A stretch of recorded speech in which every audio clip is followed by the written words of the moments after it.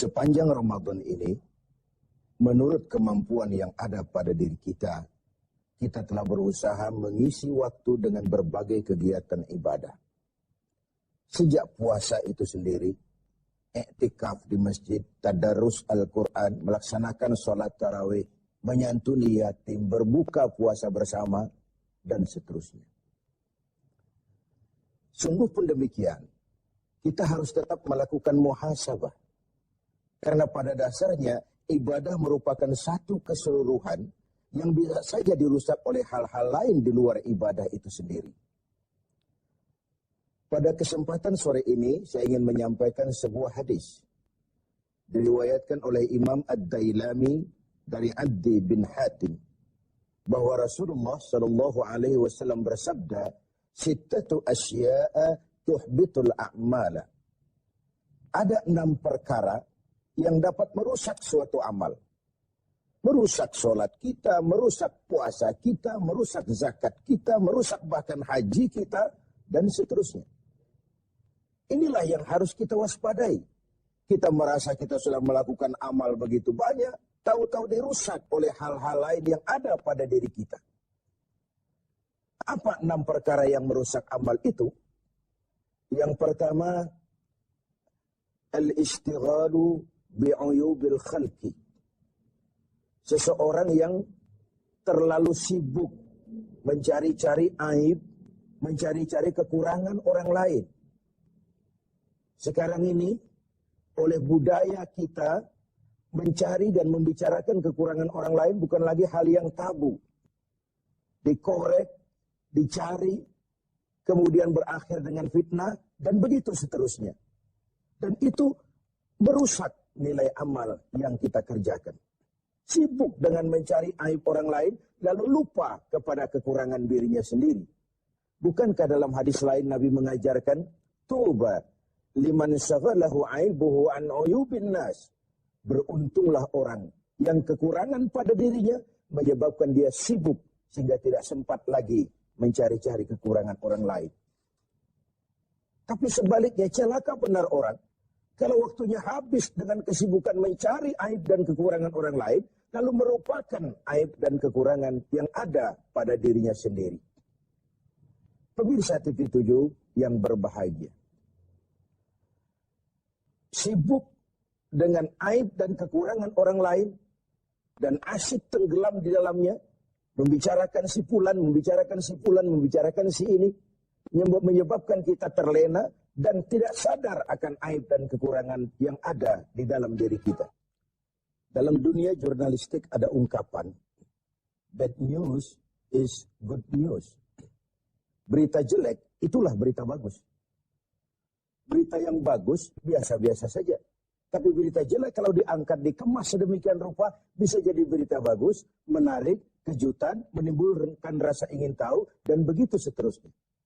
Termasuk dalam konteks ini, setiap hari sekarang ini, kita dijejali berbagai tayangan-tayangan yang sibuk dengan aib dan kekurangan orang lain.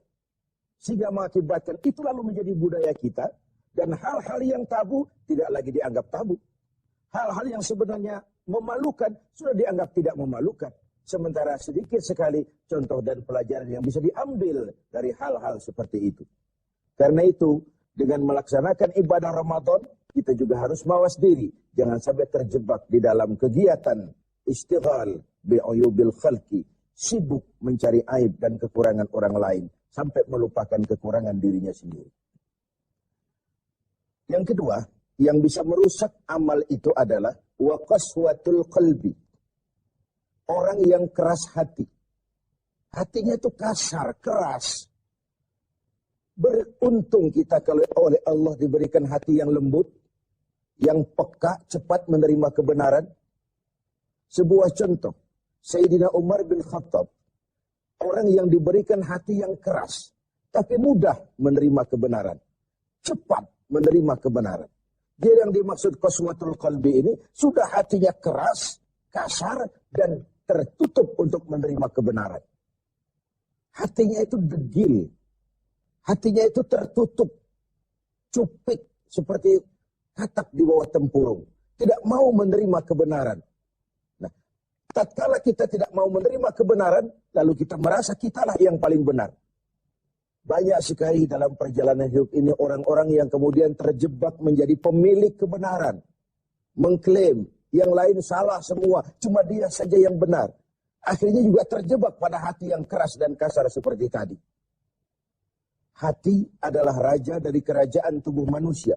Sementara anggota badan kita yang lain cuma prajurit saja. Kaki hanya berjalan, tangan hanya mengambil, mata hanya melihat, telinga hanya mendengar. Kalau hati cenderung dan memerintah ke arah situ.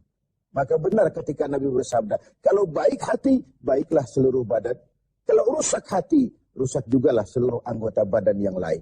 Qaswatul qalbi. Yang ketiga yang merusak amal itu adalah wahubbud dunia. Orang yang terlalu cinta kepada dunia. Saya menggunakan kata terlalu karena cinta kepada dunia bukan hal yang salah. Sepanjang dunia itu kita jadikan sebagai alat untuk mencapai tujuan jangka panjang, yakni akhirat dan ridho Allah. Tapi terlalu sehingga dia berurat dan berakar di hati dan kita sulit melepaskannya, ini akan bisa merusak amal. Sebab apa? Kalau kegiatan hidup kita sudah dipacu oleh hubbud dunia, cinta dunia yang berlebihan. Cinta dunia itu include cinta pangkat, cinta jabatan, cinta harta, cinta pujian, dan sebagainya. Kalau itu sudah overload, sudah berlebihan dalam hidup kita, kita cenderung melakukan hal-hal yang menghalalkan segala cara. Dan ini akhirnya akan merusak nilai amal yang sudah kita kerjakan. Bukankah ini memang penyakit kita? Hubbud dunia, terlalu cinta kepada dunia, lalu menjilat ke atas, injak ke bawah, sikut kiri, kanan. Masa bodoh teman jadi lawan, lawan jadi teman, asal bisa menggapai target dunia. Akhirat urusan nanti. Yang penting yang sekarang.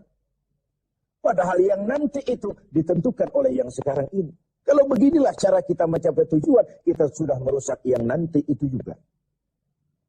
Karena itu, cinta kepada dunia secara berlebihan dapat merusak nilai amal kita. Inilah Ramadan, di mana kita menghadapi renungan-renungan bahwa dunia sesuatu yang bersifat sementara. Pernah saya sampaikan pada mimbar kita ini dunia. Ambil apa yang memang perlu, nikmati apa yang memang boleh. Kalau bisa jangan gagal kita di dunia ini. Tapi kalaupun kita gagal di dunia, kita kan masih punya akhirat. Inilah yang menyebabkan cara kita mencapai dunia tidak menghalalkan segala cara. Karena kita yakin akan pertanggungan jawab akhirat nanti. Itu yang ketiga. Yang keempat, waqillatul haya. Sedikit rasa malu. Ini kan budaya malu. Sekarang ini sudah setipis kulit ari. Tadi saya sampaikan yang tabu sudah dilakukan orang secara biasa. Kita tidak mengerti. Misalnya ada perempuan dengan bangga bercerita, anak saya 3, semua tidak ketahuan bapaknya. Dicerita secara terbuka di media. Dan dia merasa enjoy dengan itu. Bayangkan kalau ini lalu menjadi diikuti oleh yang lain. Bayangkan kalau ini menjadi sebuah tradisi di tengah masyarakat kita. Hal yang memalukan dan memilukan sudah dianggap sebagai sesuatu yang biasa. Tidak ada yang tabu lagi. Padahal malu bagian daripada iman. Tidak ada rasa malu kurang syarat untuk mempunyai nilai-nilai keimanan. Nah, dengan puasa kita justru menimbulkan rasa malu yang paling tinggi, yaitu malu kepada Allah Subhanahu wa taala. Kalau tengah hari Ramadan kita makan, tidak seorang pun tahu, tidak seorang pun lihat, dan kita tidak mau melakukan. Kenapa? Karena kita malu. Malu kepada siapa? Malu kepada Allah Subhanahu wa taala. Dan ukurannya adalah nurani. Ukurannya adalah nurani. Yang kelima, yang merusak nilai amal kita adalah watulul amal. Orang yang terlalu panjang angan-angan, terlalu muluk cita-cita. Silahkan saja cita-cita digantungkan setinggi bintang di langit. Tapi kaki harus tetap berpijak di bumi. Kaki harus tetap berpijak pada realitas. Kalau tidak, kita akan jadi penghayal kelas berat, tukang lamun kelas tinggi, yang hidup cuma mengumpulkan jikalau, andai kata, umpama, dan misalnya. Orang sudah kemana-mana, kita masih terjebak di situ. Yang terakhir, wa zalimun la yantahi. Yang merusak amal adalah perbuatan zalim yang tidak pernah sanggup kita hentikan. Zalim dari kalimat zalama, kegelapan.